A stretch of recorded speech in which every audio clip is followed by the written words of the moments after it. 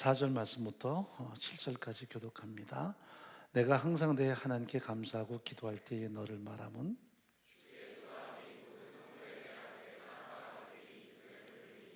이로써 네 믿음의 교제가 우리 가운데 있는 선을 알게 하고 그리스도께 미치도록 역사하느니라. 내가 너의 사랑으로 많은 기쁨과 위로를 얻었노라. 아멘. 제가 지난 주일날은 마디럼을 갔다가요 이스라엘로 넘어갔죠.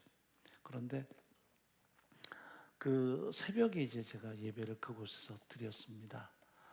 7시간 시차가 있기 때문에 제가 3시에 이렇게 예배 드리는데 9시 예배가 좀 지났더라고요. 살짝 늦어서 이미 설교를 하고 있기 때문에 그 설교는 너무 빤한 얘기니까 제가 저를 보는 것도 사실 좀 머쓱하니까 예배 전체를 좀 드리고 싶어서 좀 뒤에 4시에 이제 여기 11시죠. 처음 시작할 때부터 같이 예배를 드렸습니다. 참 그 먼 곳에서 예배가 생생하게 전달되는 느낌이 참 좋았어요. 그래서 1시간 동안. 근데 지난 주일 3부 예배는 50분 하더라고요. 2부 예배는 정확하게 10시쯤 끝났는데 3부 예배는 정확하게 12시 몬때에서 끝나더라고요. 그래서 이게 도대체 뭐지 그랬더니 찬양대가 좀 이렇게 찬양 시간이 짧았던 것 같아요. 그래서 제가 끝나는 시간 딱 봤더니 50분이었어요. 이야, 이거 너무 빨리 끝나는 거 아닌가 싶을 만큼. 그래서 제 스스로 예배를 드리면서 느낌이 있었습니다. 우리 공동체 예배가 이렇게 소중하구나. 그 먼 곳에서 당사자가 없음에도 불구하고 뭐 설교를 이렇게 듣는 공동체 모습도 그렇고요. 또 공동체의 어떤 그 짙은 마음이 느껴져 왔습니다. 비록 영상으로 보고 그 먼 곳에서 이렇게 전해오는 느낌이지만 참 짙은 마음들이 있었습니다. 그래서 사실 우리가 그냥 영상 평면처럼 보이지만 그 속에 담긴 영성이 있구나. 우리 공동체에 특별한 하나님의 임재가 있다는 것을 느껴봤습니다. 객관적으로 제가 그 예배를 함께하면서 느꼈던 특별한 느낌이었습니다. 그러면서 사도 바울의 마음을 좀 헤아려 봤습니다. 그 먼 곳에서 사랑하는 동역자 빌레몬을 지금 그리면서 또 그 애틋한 섬김과 희생을 가슴속에 담고 있으면서 지금 오네시모를 그에게 돌려보내며 어떻게 이 젊은 옥중에서 난 자기 아들 같은 존재, 그러나 빌레몬에게는 많은 치명적인 아픔을 끼쳤던 이 과거의 죄악이 있는 이 사람을 어떻게 그와 회복시킬 것인가에 대한 갈망을 가진 이 바울의 심정이 좀 느껴졌습니다. 먼 곳에 있지만 그 좋은 빌레몬에게 어떤 심정으로 자신의 마음을 전달할까? 또 그 소중한 동역자에게 어떤 관계를 회복시키는데 자신이 뭔가 일조할까 하는 그 마음들이 아주 세밀하게 전해져 왔습니다. 지금이야 뭐 전화도 있고요, 영상 통화도 하고요. 하지만 편지를 써서 보내는 이 바울의 심정이 어떠했을까? 아마 혼신의 힘을, 성령의 도우심을 따라서 이 편지 속에 담았을 것입니다. 그래서 짙게 느껴져 왔습니다. 빌레몬을 향한 그의 감사하는 마음, 또 그를 신뢰하는 마음, 그리고 자신을 통해 일하시는 하나님의 위대한 역사에 대해서 그는 사뭇 더 깊은 갈망이 있었을 것이고 또한 감격도 있었을 것입니다. 어떻게 보면 일평생을 하나님의 나라와 복음을 위해서 산 믿음의 사람입니다. 그의 발자국을 따라가 보면 예수리되게 도달할 수 있는 충분한 영향력이 있죠. 그럼에도 불구하고 바울은 여전히 목말라 합니다. 하나님의 나라와 복음을 향해서. 그리고 동역자들에게 그런 삶을 살아줄 것을 간절히 부탁하는 그런 염원을 담아서 그는 글을 쓰기 시작하죠. 자신의 인생의 막바지를 바라보면서 내 삶 속에 무엇이 남는가? 그것은 주님만 남는 것이고 은혜만 남는 삶에 대해서 하나하나 담담하게 지금 고백하고 있는 거죠. 그래서 그 고백이 더 짙게 느껴집니다. 과하지 않아도, 그냥 뭔가 크게 말하지 않아도 그 울림이 가슴 속에 짙게 마치 천둥소리처럼 느껴져 오는 것이 사실입니다. 바울에게서 이것이 남았구나. 그것은 은혜였습니다. 십자가의 복음이었습니다. 하나님의 나라와 그 영원한 소망에 대한 그의 소중한 헌신이었습니다. 이것만 남는 거죠. 그래서 가만히 성경 말씀 읽다가 귀를 기울여 보면 그런 느낌들이 가슴에 전이되어 오곤 합니다. 여러분은 무엇을 느끼고 무엇에 마음에 울림이 있습니까? 많은 사람이 똑같은 성경 읽어도 맨날 복만 보는 사람이 있어요. 잘 되는 것만 보는 사람이 있습니다. 능력만 보는 사람이 있습니다. 어떻게 보면 틀린 건 아니지만 하나님의 가슴에 좀 귀를 기울였으면, 하늘여 들으라, 땅여 귀를 기울이라, 하나님의 탄식 소리를 좀 귀를 기울였으면, 내가 자식을 양육하였거늘 그들이 나를 거역하고 물러갔도다. 소는 그 임자를 알고 주인은 나귀는 그 주인의 귀를 알건만은 이스라엘은 나를 거역하고 물러갔도다 하는 그의 가슴에서 울리는 하나님의 탄식 소리를 들었으면. 그런데 우리는 아랑곳이 않고 우리의 욕구 따라 행동할 때가 참 많이 있단 말이죠. 제가 아침에 낭독해 올려드렸지만 참 짙은 내용입니다. 제가 이 장영 교수를 참 좋아했어요. 그런데 참 아쉽게 일찍 세상을 떠났죠. 이분의 책을 제가 거의 다 읽은 것 같습니다. 그래서 여성 작가로는 공정을 좋아하지만 또 교수로서는 제가 좋아하는 이 교수가 장영이십니다. 그런데 그의 마지막 유고작이죠. 그의 고백에서 내가 살아보니까라는 시가 참 짙게 가슴에 남아 있습니다. 태어나고 얼마 안 돼서 서마비 장애에 걸리게 되고요. 1급 장애를 안고 평생을 살아가고 3번의 암에 걸려서 2번은 승리하지만 3번째는 결국 극복하지 못했던, 그러면서도 꿋꿋하게 자신의 가슴 속에 있는 희망을 전달했던 그런 소중한 시가 가슴에 짙게 다가옵니다. 내가 살아보니까 사람들은 남의 삶에 정말이지 그다지 관심이 많지 않더라. 자기만 자신에게 관심이 많아요. 남들은 내게 관심 주지 않아요. 그래서 남을 쳐다볼 때는 부러워서든 불쌍해서든 그저 호기심이나 구경 차원을 넘지 않더라. 내가 살아보니까 명품 핸드백을 들고 다니든 비닐봉지를 들고 다니든 중요한 것은 그 안에 뭘 넣고 다니는지 내용물이더라. 내가 살아보니까 남들의 가치 기준에 따라 내 목표를 세운다는 것이 얼마나 어리석고 나를 남과 자꾸 비교하는 것이 얼마나 시간 낭비이고 그렇게 함으로써 내 가치를 스스로 깎아내리는 바보 같은 짓인 줄 알겠더라. 내가 살아보니까 결국 중요한 것은 껍데기가 아니라 알맹이더라. 겉모습이 아니라 마음이더라. 예쁘고 잘생긴 사람 TV에서 보거나 거리에서 보면 되고 나는 내 실속을 차리는 것이 더 중요하더라. 평생 공부해서 실력 쌓고 진작에 놀아서 경험 쌓고 진심으로 남을 대해 덕을 쌓아 놓는 것이 정말 내 실속이더라. 내가 살아보니까 내가 주는 친절과 사랑은 미치고 손해나는 일이 없더라.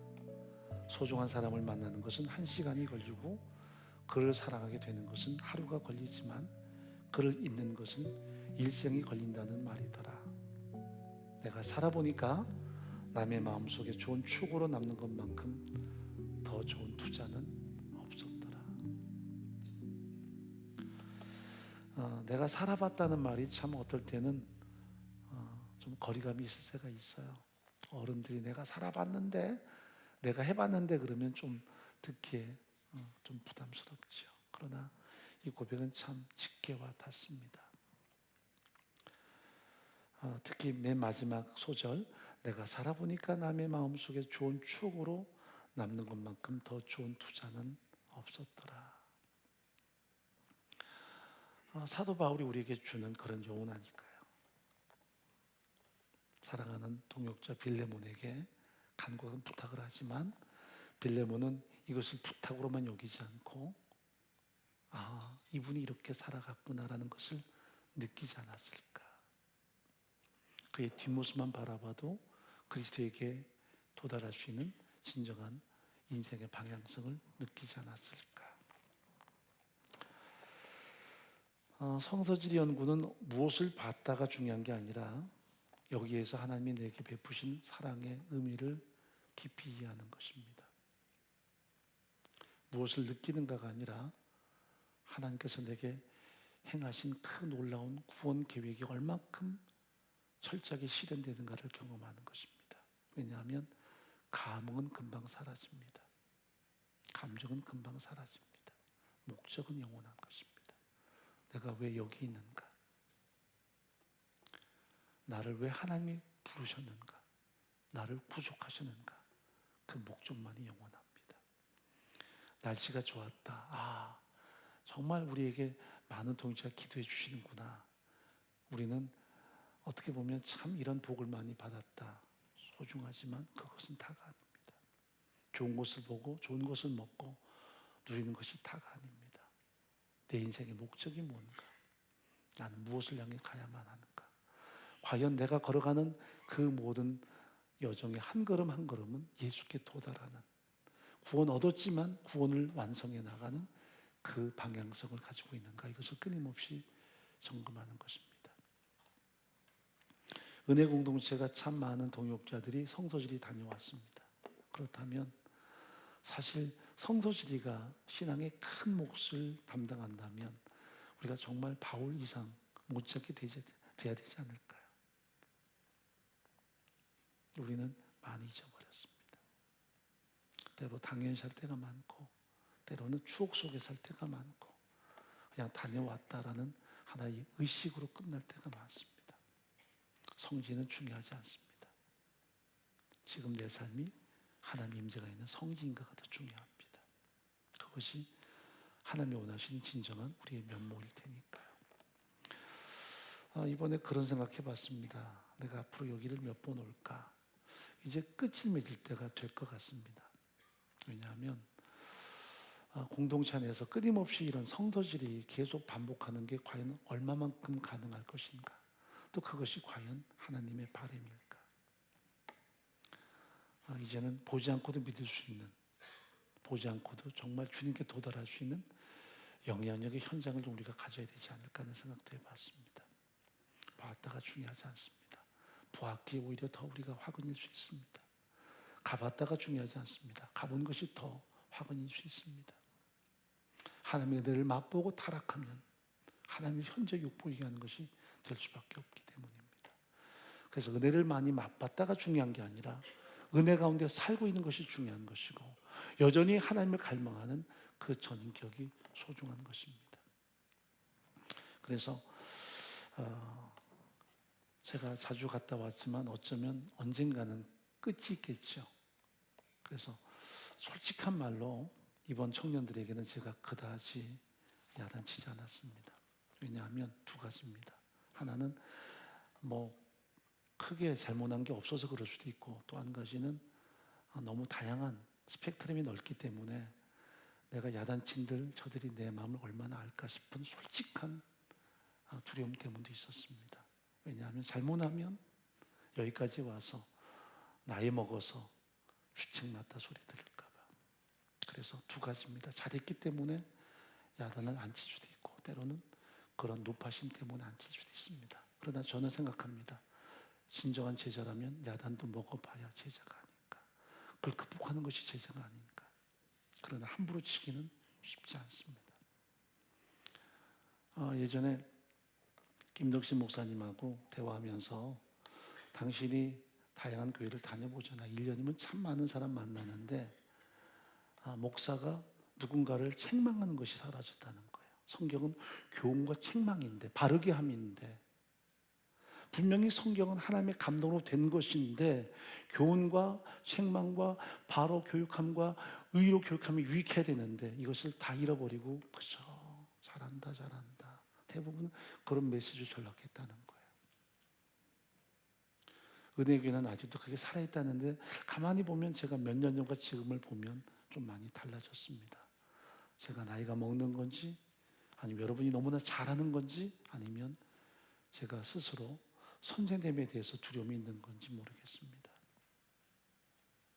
때로는 책망이 사랑이구나 싶을 때가 있는데, 그게 또 들을 만한 마음이 있어야만 감당이 되겠죠. 안 그러면 노파심이긴 하지만 꼰대가 되기 쉽고, 또 외면해버리면 그 모든 시간이 사실은 낭비가 될 테니까요. 우리가 마음을 기울여서 들을 만한 마음이 있는가? 우리가 수제자인 베드로는 참 책망을 많이 받았습니다. 아주 책망도 크게 받았습니다. 사단아, 너희들은 물러가라. 그런 책망도 받았습니다. 그러나 그가 수제자인 것은 우리가 부인할 수 없는 사실입니다. 정말 공동체 안에 귀를 기울여서 주의 말씀을 들을 수 있는 귀가 있는가? 한편으로 빌레몬에게 대한 사도 바울의 마음을 보면서 책망하지 않아도 이렇게 좋은 마음은 전이가 되는구나 싶은 생각도 해봤습니다. 성숙은 책망을 받아도 그 책망을 통해 바로 서는 것이고요. 또 책망을 받지 않아도 내가 잘났다가 아니라 내가 그만한 실력이 안 되는구나라는 것을 깨닫고 다시 더 무릎 꿇고 내가 잘한 것이 아니구나, 또 은혜구나, 감당할 만한 사람에게도 시험을 주시는구나, 나는 그런 상황을 감당치 못하니까 안 하는 거구나 라고 알고 또다시 무릎 꿇으면 그것도 진정한 복이 아닐까 생각합니다. 이래저래 우리는 하나님의 은혜 앞에 무릎 꿇지 않으면 안 되는 사람이기 때문입니다. 이제 성지는 사라졌습니다. 우리 삶이 한 걸음 성지로 회복돼 갈 수 있어야 되겠죠. 당신의 삶은 지금 하나님이 임재하시는 진정한 현장인가를 점검해야 될 것입니다. 모쪼록 우리 다녀온 청년들뿐 아니라 모든 동역자들에게도 내가 몇 번을 가봤다 중요하지 않습니다. 내가 지금 하나님의 말씀 앞에 귀를 기울이고 있는가? 지금 내가 살아가는 모든 삶의 현장을 성지로 삼고 있는가? 오늘도 임재 속에 살고 있는가를 끊임없이 점검해야 될 것입니다. 그래서 하나님의 가슴을 이해하고 그 가슴을 향해 끊임없이 우리가 순복할 수 있는 진정한 신앙의 면모들이 존귀하게 드러나시기를 간절히 바랍니다. 하나님 아버지, 우리가 언제나 마음에 귀를 기울이며 주의 음성을 듣기를 간절히 소원합니다. 때로 책망을 들을 때에도 그 책망 앞에 우리가 무릎 꿇고 하나님께서 선하시다는 것을 알고 그 말씀 앞에 자신을 꺾을 때 나를 존귀하게 세우시는 하나님의 역사심이 드러나게 하시고, 또 내가 잘해서 칭찬받을 때에도 내가 잘해서가 아니라 나를 그렇게 사랑하시는 하나님의 사랑 때문인 것을 알고 더 겸손히 무릎 꿇는 신실함이 우리 안에 가득할 수 있도록 인도해 주옵소서. 이래저래 우리는 은혜 아니면 안 되는 사람들입니다. 그래서 더 끊임없이 하나님을 갈망하며 우리의 모든 삶의 현장마다 주님으로 가득한 그 삶을, 오늘 내 삶 속에 거룩한 임재와 그 말씀을 따른 순종의 소중한 생명력이 파급되는 진정한 성지를 완성해 나가는 삶이 되도록 은혜를 베풀어 주옵소서. 예수님의 이름으로 간절히 기도합나이다. 아멘.